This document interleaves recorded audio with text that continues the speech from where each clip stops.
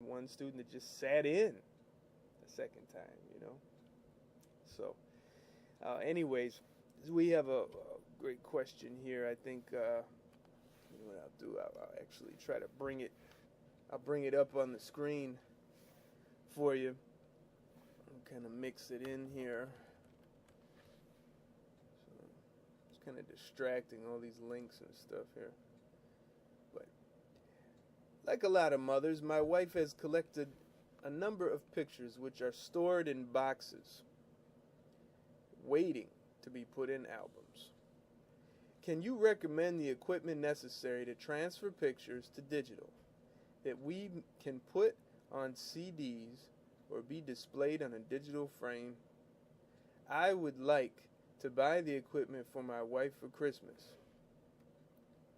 She is very basic in her knowledge of computers, so keeping it simple will be a requirement. See? There's always someone who's just trying to do this, and they need to figure out how to go about it. So basically what I said is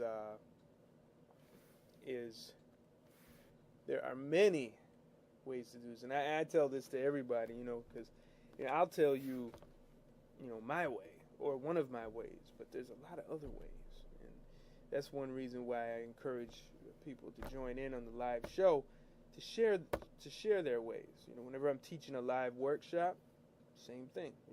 I open the class up, say raise your hand if you've ever dealt with this before. How did you deal with it? And someone always has something I never even heard of. I say, oh, that's a great idea. So let's get this here. So what I said is simplicity. I like to use little phrases and stuff. I said simplicity encumbers upon the degree of knowledge and experience. Sometimes I wonder, did I write that? So it will take a little learning about the fundamentals and a lot of trial and error. That's all about learning. And we do it. We keep learning to the day we die. I recommend Epson brand scanners. And of course, the higher the price, the better the quality. Without having the time to give you an entire class, you can find such videos, of course, in our course that sponsors this show at photografix.pro, the Photo Grafix University. Here are some solid guidelines. And I got 5 of them for you. So let's bring those guidelines up on the screen for you.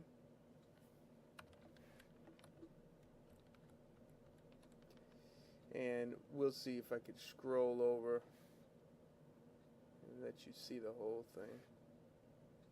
Alright, great.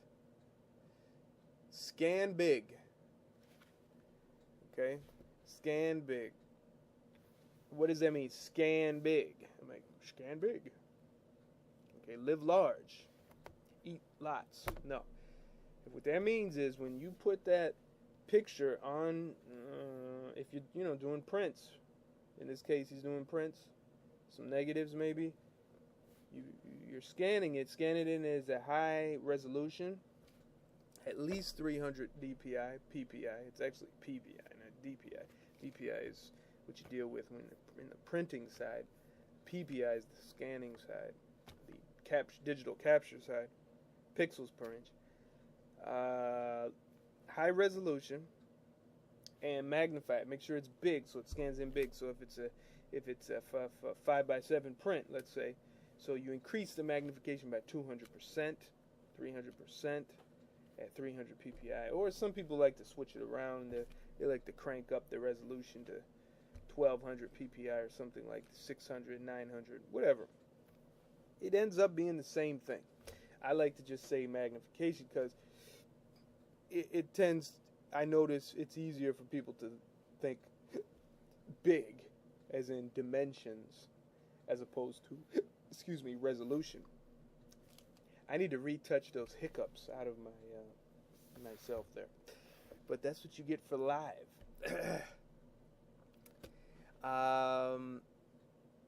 Save the scans as TIFFs. Do not, okay, from today on, do not save as JPEG. Only save as TIFF. Or PSD format, or GIMP format, or PaintShop Pro format. Some people do bitmap format, fine. But not JPEG. We'll get into that another day. Do not sharpen or color correct within the scanner software. Do that with photo editing software such as Photoshop, Elements, Photoshop. Why do I say that? Because you have more control over it when you're doing it within the program. And when you sharpen things, you're not sharpening them. That is an illusion of sharpening that's done by increasing the contrast between dark and light pixels. So you think you're sharpening with a little sharpening control or a sharpening filter, but actually all it's doing is building up contrast between dark and light pixels, giving you the illusion of sharpening. The problem with that is when you build up the contrast like that, you lose detail. So I never sharpen anyways. I never sharpen. Unless I'm sharing it, unless I'm making a print of it or something like that. And then I throw that copy out. Never sharpen the originals. And then, yeah, it's about storing. Store them in archival quality packaging, envelopes, boxes, lightimpressionsdirect.com, archiver.com, archival.com. There's stores, archivers, there's scrapbook stores. Scrapbook stores are notorious for having archival materials. If you know a creative memories dealer, reseller, they'll hook you up. They'll take care of you. So those are my tips for those particular questions. And I think that if you follow what I'm saying, you'll be fine. And if you don't, well, too bad. You'll learn the hard way. I would definitely encourage everyone to send me your questions. You can do email files at photografix.pro. You can do Skype. You can do Skype is PGXU Live. And then right here on our show, if you're viewing live through live stream, you actually see a little chat box, and you can just chat with us right there. What makes a good scan? What is a selection? What are layers?